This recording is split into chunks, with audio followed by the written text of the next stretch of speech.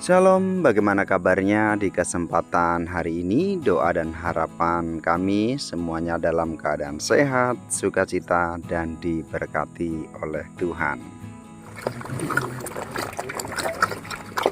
Untuk memulai usaha beternak babi, Pesat Farm menggunakan sistem fermentasi. Ini pastinya berbeda ya dengan peternakan-peternakan yang menggunakan pakannya ini menggunakan pur atau menggunakan full pakanan pabrik. Nah, karena Pesat Farm menggunakan pohon pisang sebagai menu utama dalam berternak, maka langkah pertama yang perlu dipersiapkan pastinya adalah pohon pisangnya. Nah, karena Pesat Farm berukuran tanahnya ya, ini adalah 5.000 meter persegi. Jadi ini sangat memungkinkan Pesat Farm untuk menyiapkan pakanan utama atau pohon pisang. Jadi langkah yang pertama adalah kita akan menanam pohon pisang yang nantinya pisang ini akan kita gunakan sebagai pakan utama. Ya, bisa dihitung ya, jika beternak 10 atau 15 ekor babi, dalam pembuatan pakan itu diperlukan batang pisangnya, ini diperlukan 3 batang pisang. Berarti dalam 1 bulan kita akan memerlukan 12 pohon pisang. Selanjutnya, langkah yang kedua, kita baru mempersiapkan kandangnya. Jadi kandang disesuaikan ya, besarannya disesuaikan dengan jumlah ternak yang akan dimasukkan. Nah, di Pesat Farm kandangnya dibagi menjadi 4 ya. Saya menyebutnya kandang 1, kandang 2, kandang 3, dan kandang 4. Setiap bulan kandang ini akan kita isi dengan 10 ekor babi dengan cara kandang 1 digeser ke kandang 2, nanti kandang 2 digeser kandang 3, kandang 3 digeser kandang 4 ya.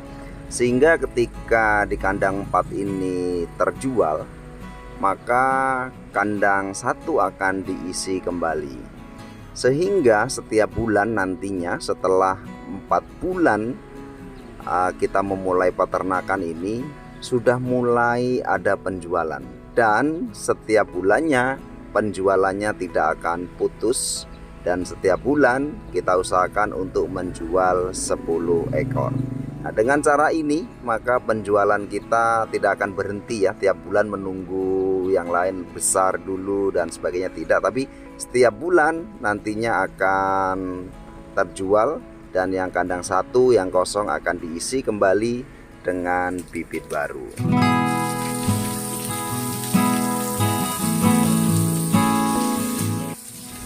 Nah, di Pesat Farm kandangnya menggunakan keramik ya. Ini punya tujuan bukan untuk gaya-gayaan ya. Iya, tujuan menggunakan keramik yang pertama adalah pastinya mempermudahkan setiap kita untuk membersihkan kandang. Jadi karena karakteristik keramik ini licin, maka sangat mudah membersihkan kandangnya, dan kandangnya akan selalu terjaga kebersihannya. Yang kedua, pastinya ini mengurangi cost untuk maintenance ya. Kita tahu bersama biasanya kandang itu ketika masa panen kita harus memperbaiki kandang, karena kandang itu sering sekali bolong-bolong ya, karena memang kesukaan babi itu ya gigit-gigit di lantai-lantai dan menjadi bolong. Nah, dengan keramik ini karena dia tidak ada pori-pori ya, keramik ya, walaupun kena semprotan air setiap hari, ini tidak akan mempengaruhi ya. Sehingga diusahakan dengan harapan, maksud kami, dengan adanya keramik ini kami tidak akan bolak-balik memperbaiki kandang. Istilahnya kami sekali kerja ya diupayakan sampai selamanya. Ya pasti nantinya ada perbaikan-perbaikan, tapi tidak seperti lantai yang menggunakan semen. Dan keramiknya ini adalah keramik yang untuk outdoor ya, atau yang di luar ruangan supaya tidak licin.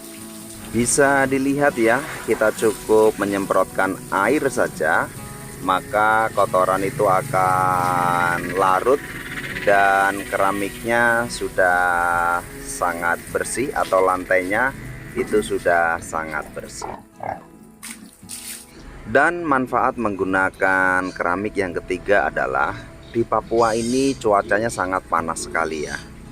Maka dengan menggunakan keramik, maka babi-babi ini akan merasa nyaman ya.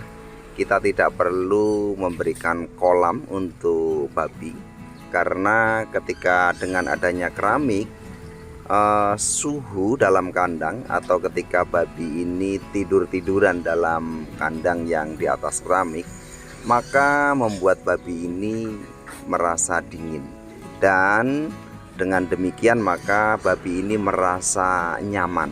Nah, ketika babi tidak stres, babi ini merasa nyaman, maka ini pun akan mempengaruhi perkembangan babi. Menjawab pertanyaan di kolom komentar ya, yang bertanya untuk apa sih derigen-derigen kosong itu digantung. Ini bukan jimat ya. Jadi ini memang ada tujuannya, karena Pesat Farm ini belum mengembangkan peternakan untuk memperanakan sendiri ya. Kami masih beli dari indukan yang lain begitu. Maka sering sekali ketika dengan sistem koloni ini, babi ini sering berantem ya, dengan tujuan adanya derigen-derigen kosong ini. Ketika mereka berantem menyentuh barang dan ada bunyi begitu ya, maka ini secara otomatis akan menghentikan perkelahian mereka. Yang berikutnya adalah ini ajang mainan saja buat mereka ya. Jadi kadang-kadang mereka bermain ya, kalau orang Jawa sundul-sundul derigen gitu ya. Jadi ini mengurangi stres. Tapi kalau kita perhatikan, binatang itu berbeda dengan manusia ya. Manusia biasa bertemu pertama itu baik gitu ya, tapi lama-kelamaan berantem. Tapi kalau binatang ini enggak ya. Pertama memang dia berantem, gigit-gigitan gitu ya. Tapi ketika setelah itu berlalu gitu ya, maka udah nggak ada berantem-berantem lagi.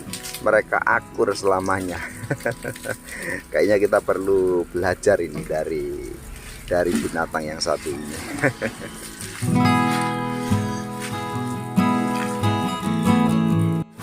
Ya, sekali lagi menggunakan pakan fermentasi ini tujuan utamanya adalah memang untuk meraup keuntungan sebesar-besarnya ya, karena menekan pakannya.